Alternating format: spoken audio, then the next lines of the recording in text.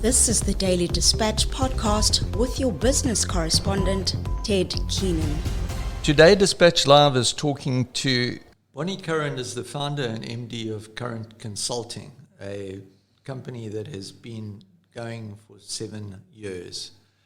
Bonnie, before we start with the purpose of our discussion, which is your survey, to give people an idea of your bulldog tenacity, you actually ran a marathon around your house. Is that a correct story, or is that urban legend?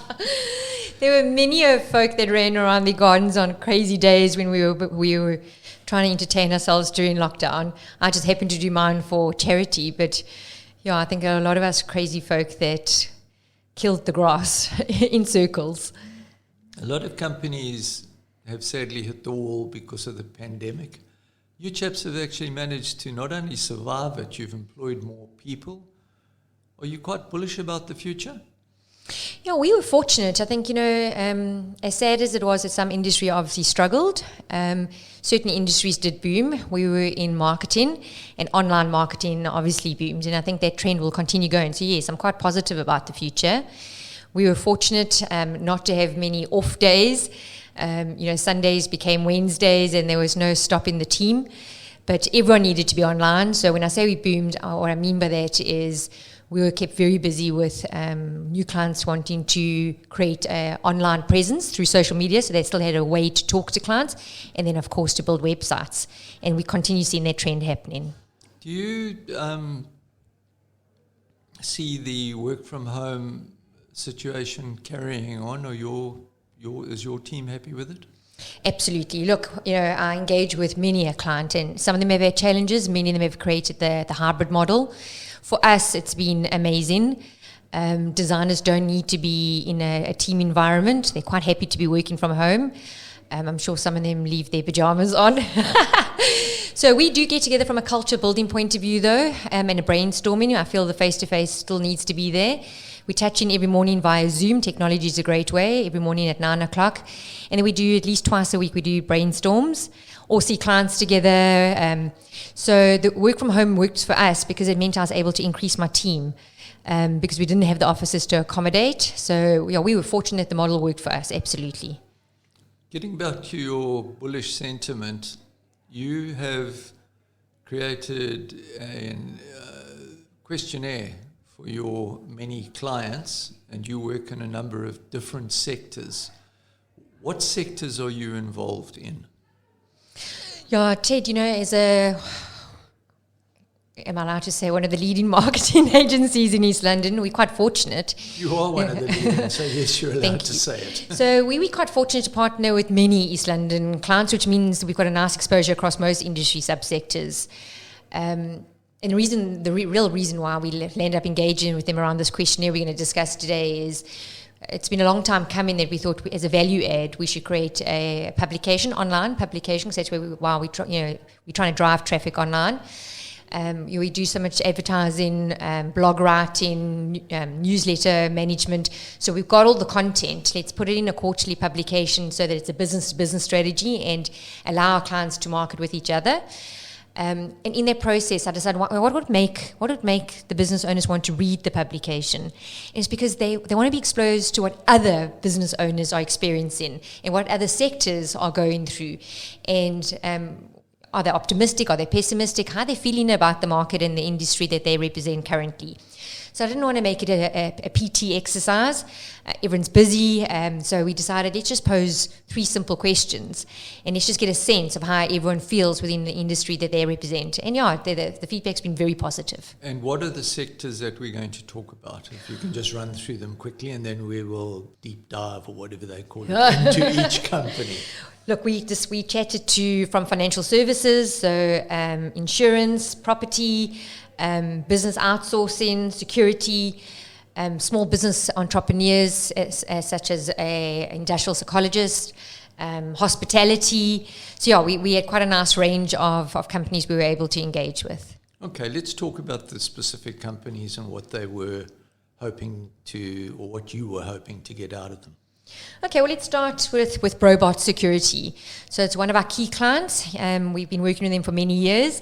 And as the market has been changing, they've been progressing quite nicely and evolving with it to bring technology as a driving factor within their business.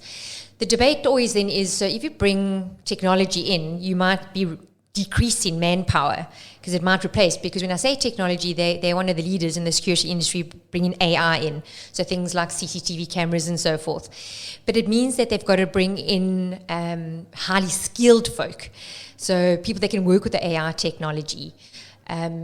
So although you might think, okay, so there are only as many guards, as an example, around a manufacturing plant, because suddenly they've got all the cameras up. It's just replacing it with highly skilled. So they're very optimistic about remaining a leader in the industry through the use of AI. And my understanding is they're still one of the largest employers within the East London space. They drive technology through the entire Eastern Cape. So it was an exciting opportunity for us to partner with them, and this whole AI thing is quite interesting for us. You'll see around East London as a value add, they put a couple of these automatic number plate recognition systems up, and that allows them also, it's an AI technology system where it'll pick up a number plate and it will highlight if the number plate's either stolen, reported within a crime, so it immediately alerts SAPs. So between SAPs and their security systems, they're able to quickly go and close it down.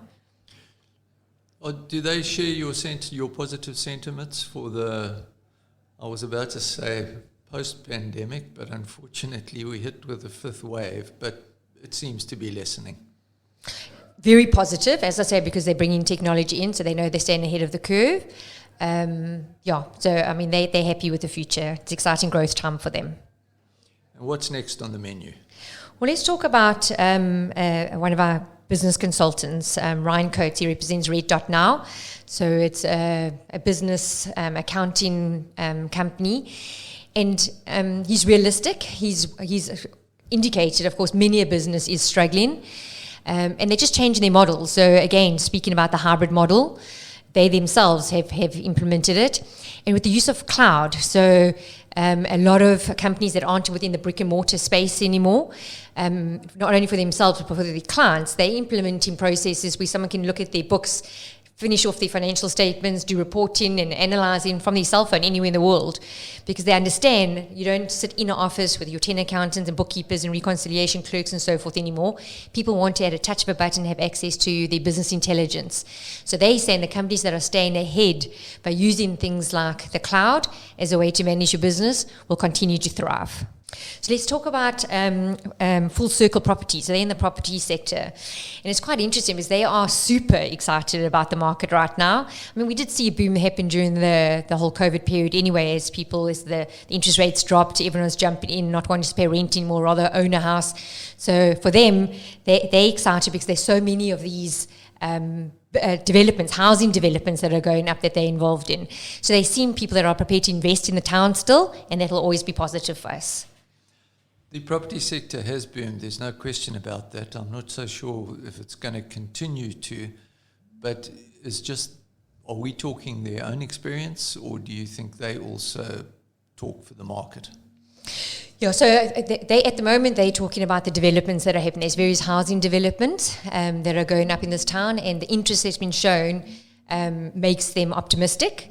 In my discussions with other people within the property industry, they are concerned about just some of the municipal challenges that we're experiencing, and they're concerned that people are not going to put their money into this town. Yeah, there is a sentiment that East London is struggling a bit now, and certainly we've written articles about BCM and rates and that, and maybe that will all come good at some stage. Yeah, I think it depends how loyal you are to the town if you still invest in. And then let's talk about payroll services. So again, an interesting one, as people are reducing potentially fixed costs around staff complements because they might be moving out of brick and mortar. They're starting to outsource functions, non-core functions, so they can stick to their knitting, as we say. So they're finding a bit of an increase in people becoming more comfortable in outsourcing payroll. It's a complex sort of outsource function that I think it becomes cost effective to make sure that it's compliant and run correctly. So they're quite positive They've been around for many, many years, and they've seen a nice upswing. So I think it's interesting that people are still keen on the outsourcing. I mean, as in our industry, you can either have your own internal marketing manager or outsource and have a varied access to skill sets. So the outsource model is still working very nicely in our town. So let's go on to the insurance sector. So we spoke to Michelle of NFB Insurance Brokers. And again, I think she's saying that it's a complicated and complex question to answer on how the market's going. It's not simplistic. Everyone would be honest to say that cash flow is a challenge. The cost of living has increased and not necessarily kept up with salary increases. So it's a tough sell, insurance. But I think what they're saying is if you are able to build relationship and faith and customize a solution to meet business insurance needs, let alone household needs, it's still a critical need. So they're still positive, again, using marketing to very strongly build that brand and let the market know that it's customized for your needs. So I think there's the key. She keeps talking about the being very close to your client and keeping that relationship open. So that is not a one-size-fits-all. The being close to your client's aspect, NFB and Invest is probably one of the jewels of East London's business. And while they moved to Joburg, a couple of divisions, also moved out to Durban at one stage, they really do keep close to their customers. Yeah, absolutely. And we don't want any more businesses to move from our town. So the East London folk must support these businesses so we can keep them here. So the exciting one, of course, is the hospitality, because they were one of the industries that really suffered during the COVID pandemic. So one of our close clients being Crawford's Beach Lodge. It was when I received his response, we were chatting to Mark Crawford. It was just so exciting to read it. Because they went through a tough time. Not only conferences, but weddings and all these things got cancelled. So he said after a brutal 18 months that they are so excited about the upswing in business. And it seems to be maintaining, which is what's exciting. It wasn't suddenly everyone had freedom and let's go and spend a nice weekend away. They're really seeing some consistency in their bookings. I think conferences is going to be a long-term challenge as companies have realized the reduction in cost by doing it virtually. So they save on flights, they save on accommodation, venues, catering. So that's a pity. I think that industry will continue to try and climb their way back. But from a holiday destination point of view and just going for meals and then weddings are back on again. So they are so positive about monitoring the consistency. So that's exciting. I'm very pleased for them. Yeah, the Premier Group and the East London ICC have also bucked the trend a little bit in that I think February was their highest ever turnover. And with the ANC conference just recently, last month, was also their highest turnover. So let's hope it continues like that. Okay, so let's talk about the retail sector. So one of our newer clients is Keenan's clothing store, and isn't this just an amazing story? We took them on to help them celebrate their 85th birthday. Now, there's not many companies in East London who can say that they've lasted for 85 years. It's quite incredible, isn't it? It's amazing, and a family-run business. So they haven't been enticed to franchise and to grow nationally. They're a good old East London-based company. You know exactly what you're going to get from them. Of course, they struggled as did anyone else during the phase. However, he said that this year, in the first 4 months, they've grown substantially from last year, the first 4 months. So that's a real big positive trend. And we're not only talking about, everyone presumes we're talking about the school clothing that everyone knows that we used to get as kids at Keenan's. He's talking about the clothing side, where people know what to expect from them. So they've remained good old, they call it the good old-fashioned customer service. They know their loyal customers. They know, everyone knows the quality and the brands that they hold in store, and they just continue to provide their good service. And they're loyal, they sponsor, they're very involved in the community within the Cambridge area. And I think that brings a lot of loyalty. Yeah, they're one of the hot companies in Cambridge. They're a beautiful company to work with. I think I remember reading that. It's the oldest building, the business that's lasted the longest in one particular site within that Cambridge area. So there's not many folk that are from that area that don't know exactly who they are. And of course the wider East London, because we all rely on them for our school clothing. Okay, so let's have a look at one of the new entrants. I'm going to talk about two new entrants, and it's quite an exciting time, I suppose. I think exciting and daunting to start a business at this time. So Integrity Elite Funeral Planners, they've opened up in Beacon Bay on Bonza Bay Road. And she's indicated, of course, as a newcomer into the market, it hasn't been easy, but it's been a long time coming. The strategy was put in place a long time ago, and then what better time just to say, let's go for it, let's implement. They've had to adjust their processes. So as an example, just from a convenience point of view, one of the things to meet the needs of the market, they prepare to go to people's homes to go and plan. A lot of people started fearing going outdoors and going into businesses. And probably this perception, if I go into a funeral home, there might be other sick people around. I'm not referring to dead people. There's just the whole perception. So they've changed their model, and I think that's our point. If you're prepared to be flexible and change your business processes, workflows to meet the needs of your clients, you're in a better sort of situation to be viable and hopefully succeed. The other newcomer that I wanted to chat about was an industrial psychologist. So it's Taylor and Associates. So she's a self-entrepreneur as a starting point. And after many years in human resources and taking many years to study and become qualified, she decided to take that leap and open her own Taylor and Associates. And so she works with companies around career development, culture building, works with kids to choose subjects, a lot of career choice discussions, and I mean, she'll be honest and she'll indicate that, sure, it's tough because you've got to become known. You've got to build a brand for yourself. And that takes time. But I think for her, not obviously using marketing, which is why we're involved, but her word of mouth is so important. And that's East London. If you're going to give a good service to someone in East London, 7 people are going to hear about that. And that's the critical thing around success in this town. Word spreads very quickly. Let's talk about Chemex, industrial chemicals. They're also a sound business, been around a long time. They've indicated that their industry has taken a real positive turn. And I started by saying we were lucky because of the industry we're in. Them themselves, of course, high in chemicals, sanitizing products. So, of course, they were in a good position to boom out of sales around products that were needed during the last 2 years.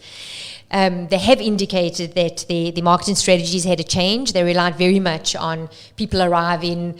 They've had to go a lot online now. So they rely on things like social media to spread the word around the diversity of the products that they've brought in over the last couple of years.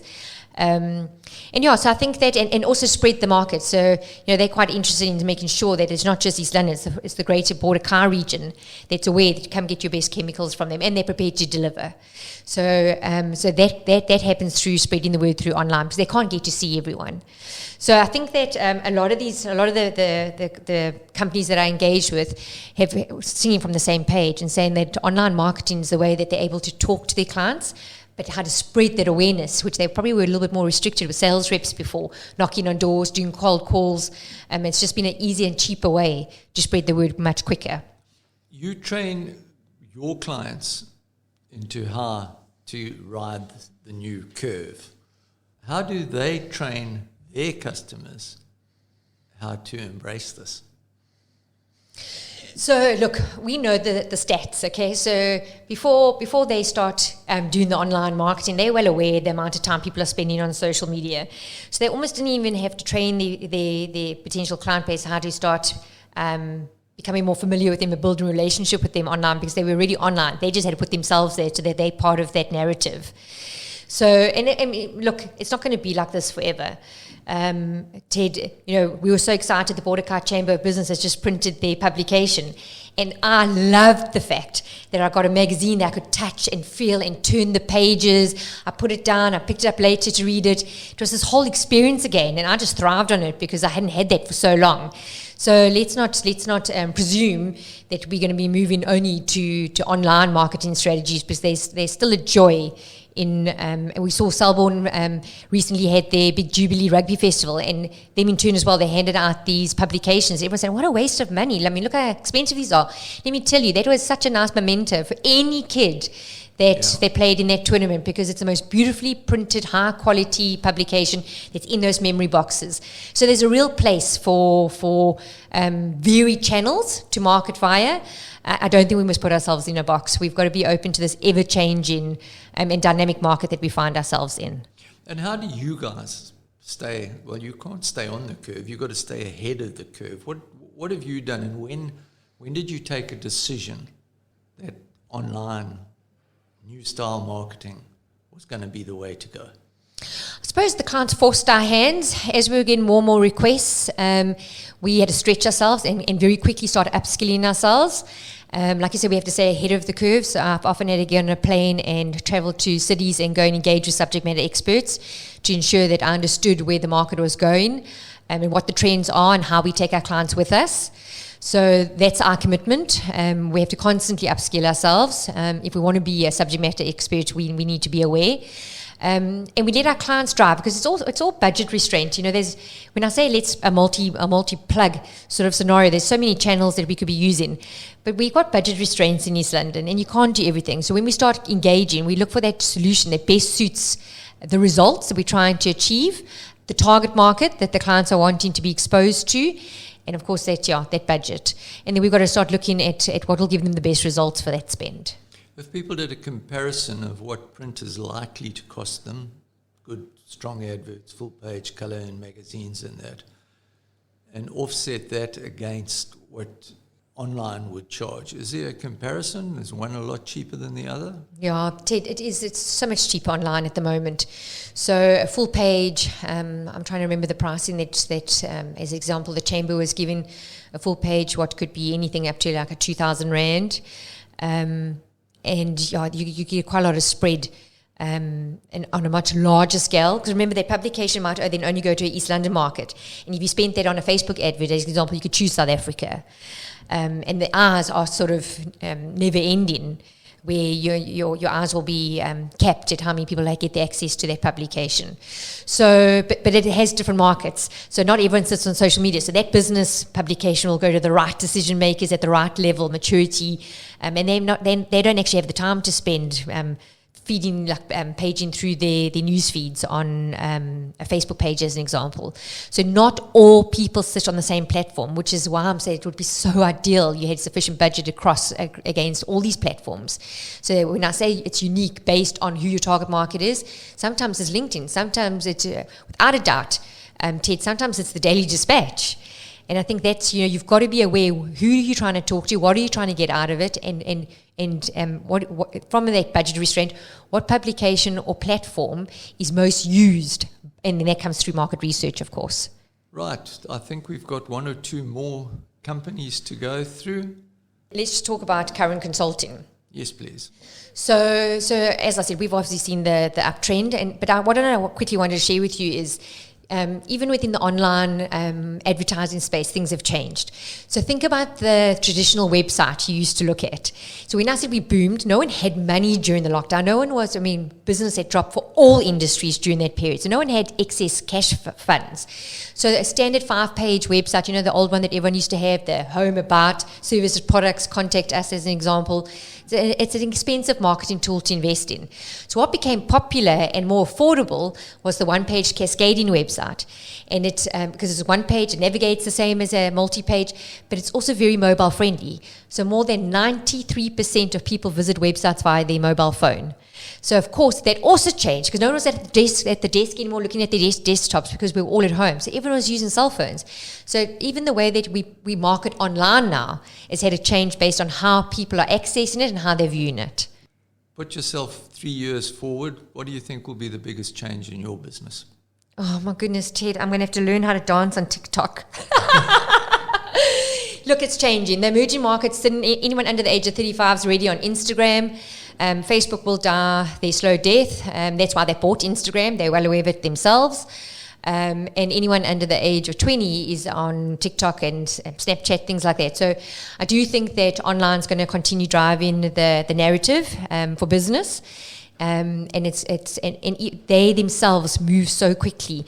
So if you think about the Generation Zs, as parents move onto their platforms, they're terrified at the fact that even grannies are on Instagram now and seeing what they're putting on their statuses.